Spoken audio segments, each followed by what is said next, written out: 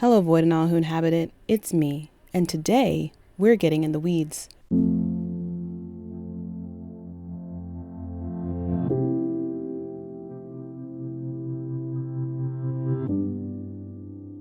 Our first disclaimer of many is that I'm using insights gleaned from other people's experiences and my own education to craft an idea. But at the end of the day, this video is a series of educated guesses, not a playbook. That being said, today I want to talk about how I look for individual writer voice in an episode of television. In addition to this series of educated guesses, this isn't a foolproof method, neither is it one that I think can be easily applied to every show. However, using this technique might be a fun spin on a rewatch of a series you enjoy. Before we get to the fun part, I want to make sure we're all working with the shared foundation of how TV writing works, because I think this then plays into what you might look for.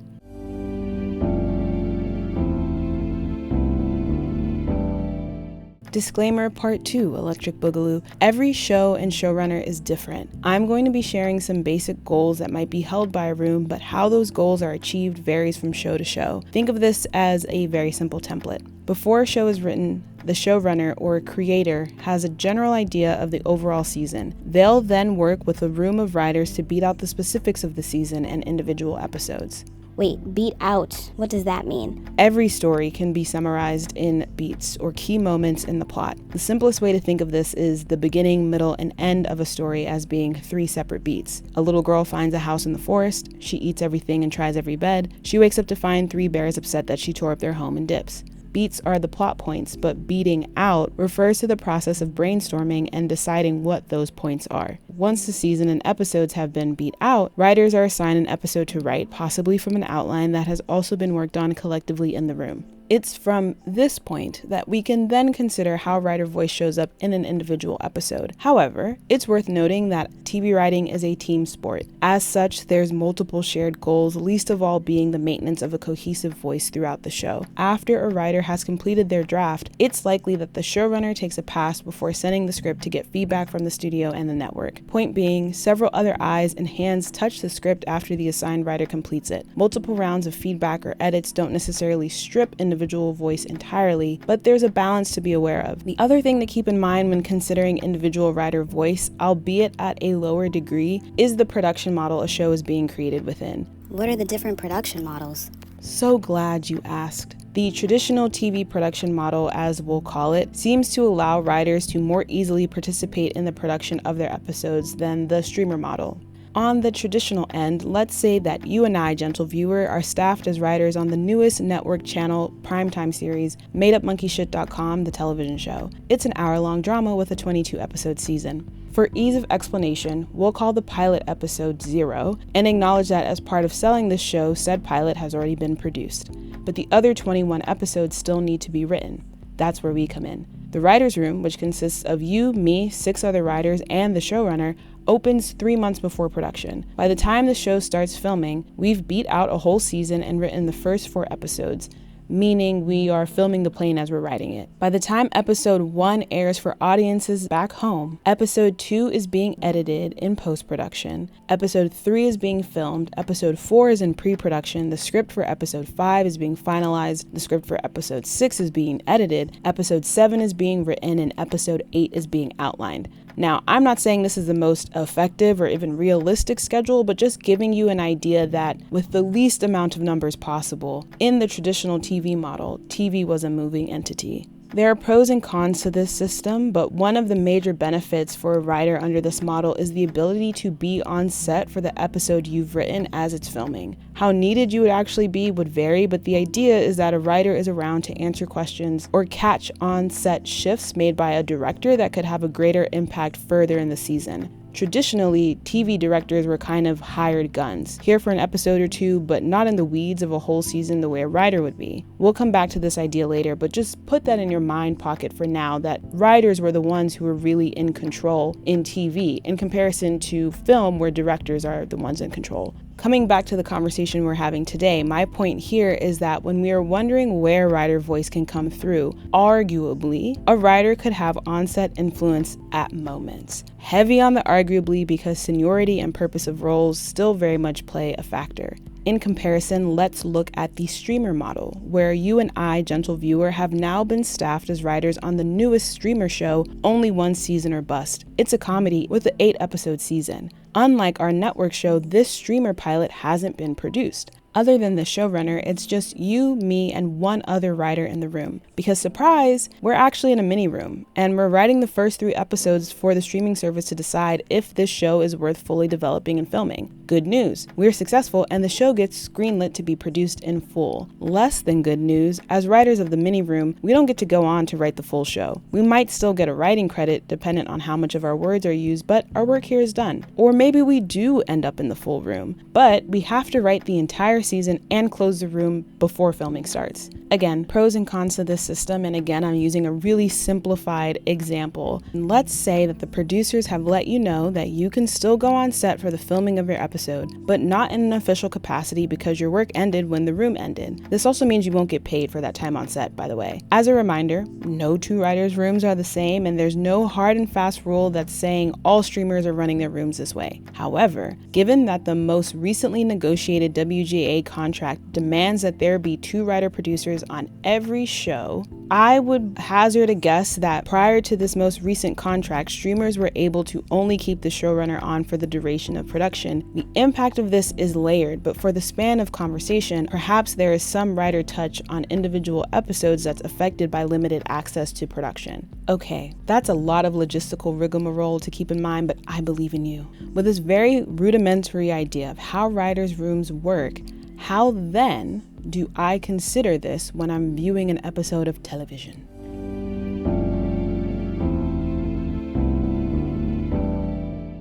As mentioned before, TV writing is a team sport with the goal of, among other things, cohesive voice. There are obvious exceptions to this rule. Search Party comes to mind most immediately. Lovecraft Country arguably is another, but I don't think most shows intend to throw the audience by changing voice or tone very drastically every single episode. With that in mind, what will drive me to look at writer credits is that a pattern I'm expecting in this show has been disrupted. Now, there is no judgment with this either. It's simply I'm expecting something and suddenly it doesn't happen. In my video about Atlanta, I talk about Stephanie Robinson's voice being so noticeable because of the way she depicted women in comparison to other episodes. Her writing is still in the tone of the show, mind you, but there was something different enough to make me pause the episode and start digging. And I really enjoyed what was different. Because shifts and patterns are what grab my attention, I think it's easier to clock individual writer voice in shows that have more than one season. And this is for 2 reasons. The first being that most shows are still figuring out their flow in season 1. See, for example, the conversation folks recently had about Britta's character in Community.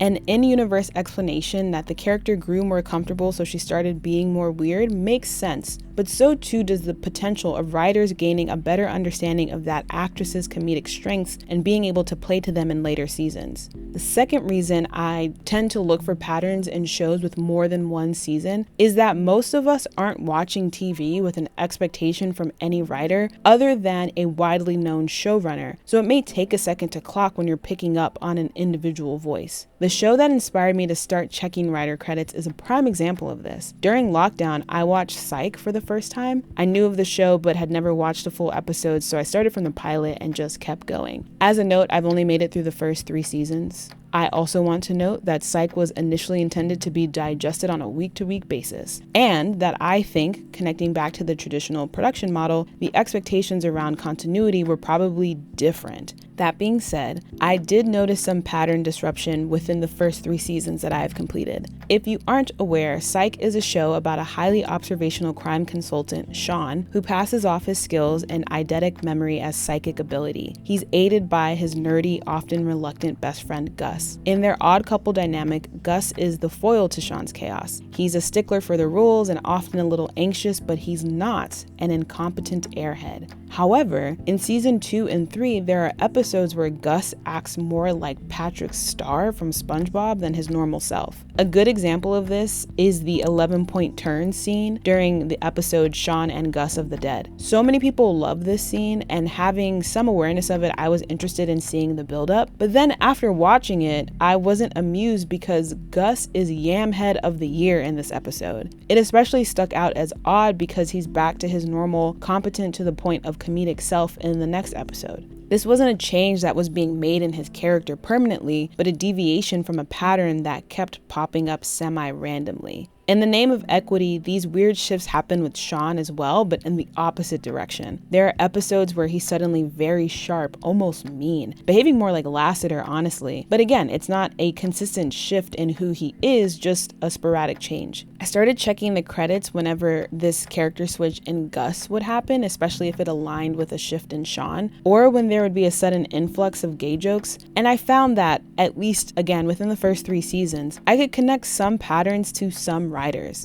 Other shit I had to just chalk up to the game. This all brings me to why you might care to look at credits. Wow! If you clock a pattern, you can gain a clearer understanding of the kind of writing or specific elements of a show that you do like, which I know is ironic because I'm saying that I found something that I didn't like, but sometimes you gotta tell your brain to look at it the opposite way. Finding the things that you do like can then help you decide what other shows to watch, or give you a list of writers to follow. Again, thinking about Stephanie Robinson from Atlanta. If you are a writer of any medium, but especially TV, I think that if you can understand what makes another writer's voice unique, it can help you solidify that which is unique about your own. As a TV nerd, I think it's just kind of fun to be able to identify patterns. But I do want to reiterate that TV is a team sport. The viewer's intent shouldn't be to go in and try to whittle out each individual writer's voice. I'm not even sure that you could do that unless you were in the room. But maybe you can utilize patterns to view a show you enjoy a little more actively. Psych is admittedly an old show to use as an example, but ultimately what I'm looking for are patterns. The environment in which these patterns are produced has changed absolutely. What I think is most notable in the change from the older TV production model to this more newer one is the shrinking of writers' rooms. In my semi-educated opinion, I think this change has led to the amplification of the showrunner's voice. Always? Not always. No, sometimes. That means sometimes. Prime example, the show that sparked the community post that led to the video, The Bear. The Bear is a show about, quote, a young chef from the fine dining world coming home to Chicago to run his family's sandwich shop after a heartbreaking death in the family. As Carmy fights to transform both the shop and himself, he works alongside a rough around the edges kitchen crew that ultimately reveals itself as his chosen family. In the season of This Show is Still Figuring Things Out in season 1, we're going to skip season 1 and jump to season 2, where the show starts to develop many of the other characters in the kitchen, which I really enjoyed. The season finale of season 2, where Carmy is locked in the freezer but the restaurant still manages without him, was kind of scathing to me because the show works the same way, respectfully, and I think that's to its benefit. But then, the start of season 3 has this hard pivot back to filtering all things through Carmy, which in the show's defense, that really long log line that I read you centers Carmy, right? Like Carmy is the protagonist. It makes sense that we were filtering things through him. But there's a change in season 2 that made me think the way that we would continue to explore that would be different. And that's not true when we come back around to season 3, at least in the beginning, which I was able to get through. I'm struggling to continue season 3 because The Bear is so much more interesting to me when it's not solely focused on Carmy. And that seemingly is more likely to happen when there's more writers in the room. As I was finding difficulty in getting started in the season, I decided to look at the credits, and I found that despite season 2 and 3 having the same amount of episodes, the number of writers changed significantly. In addition to the co-showrunners, season 2 had 7 additional writers credited, while season 3 had 2. Plus 3 people who contributed to the story of 3 episodes, but I'm counting them separately because they are all chefs. One is typically credited as a culinary producer, in fact, and they are probably functioning as consultants, which works different than a writer. Writers can often be picked for a room because of a perspective or style that they can provide to the greater voice of the show, and if a writer leaves, there can be the question of if that added element is still there. And maybe it is, right? We don't know why any one particular writer is in a room to begin with unless they tell us. Shows can also pivot without changing the size of their room at all or the people who are within it. So admittedly, checking if the room has shrunk or expanded is a hairy reason to look at the credits, especially if we're unfamiliar with the entire body of work of all of the writers on staff, which we probably are. However, in this case, I think the difference in size is worth noting because it is compounded by the fact that the co-showrunners of The Bear also typically direct the bulk of a season's episodes. This growing amount of creative input from the showrunners suggests the development of an auteur.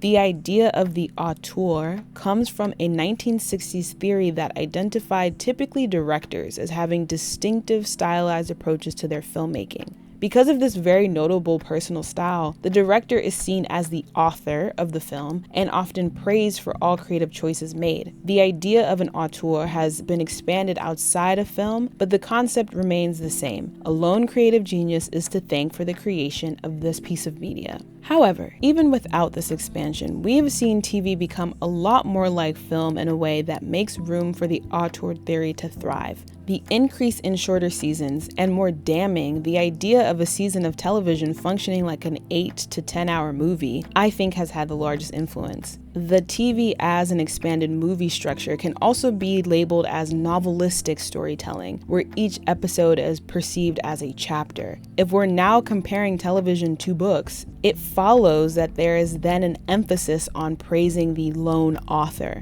While television has traditionally been written in groups, the increase in showrunners who write and direct has started to amplify the focus on a singular voice, and big emphasis on directing, because I think there is a certain level of influence that comes from being able to dictate the creative vision both on the page and through the camera. I will note that the impact or potential of auteur theory on showrunners with regards to their producer level influence has existed for over a decade. Within the framework of this conversation, from a viewer perspective, there is a difference between a showrunner with name recognition and a strong brand, and a showrunner who has a strong brand that has been created in large part due to the multiple credits they hold on a project. Take, for example, Shonda Rhimes, sorry to bring her up again, versus Mike Flanagan. Shonda Rhimes, or more specifically her production company, being attached to a project brings several expectations. Viewers will talk about a series as if she's running the show and writing every episode, even when that's not the case, because her name is clearly attached to a brand. However, while the vibe of the brand is a very important distinction from Shonda Rhimes' individual voice, even within shows where she is running the room or writing episodes, she doesn't direct. She has influence as an executive producer, I'm sure, but she's probably not dictating shot choices or advising every actor for every scene.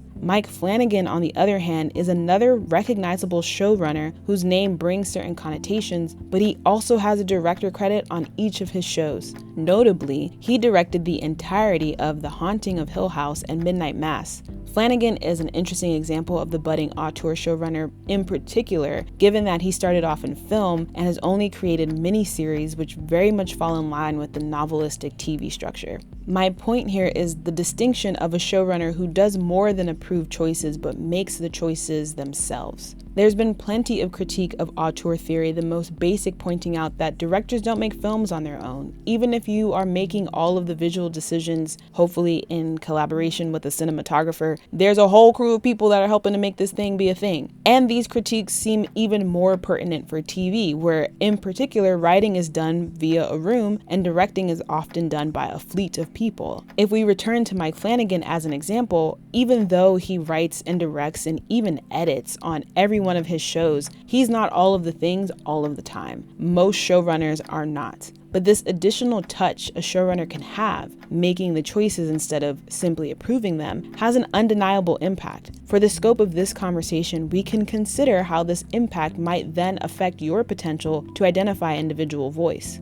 On one hand, I think there can be some added difficulty. A recognizable showrunner's very distinct vibe might provide a clear style for writers to fold into that is easier to identify over their individual voice. We as viewers also may be more likely to start a new show with some biases about said showrunner. We're focused on finding what we expect and happy when it shows up.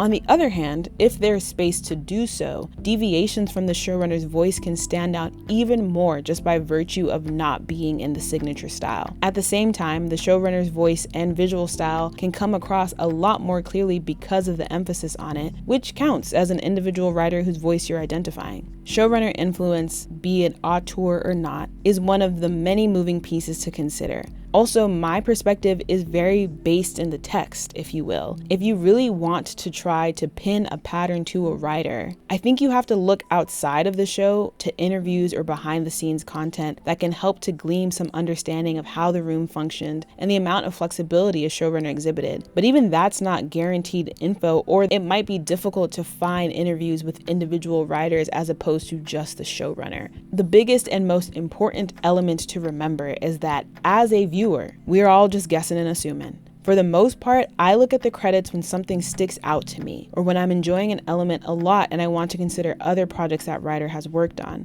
It's a fun exercise, but not a necessary or foolproof one. Writers and rooms change, both through the context of the show and from project to project. That being said, you could definitely apply this thought process to any show with multiple seasons. Try to spot a pattern and see if it's specific enough to maybe attribute to one writer. Or you could just watch TV like a normal person, which admittedly is a lot more fun.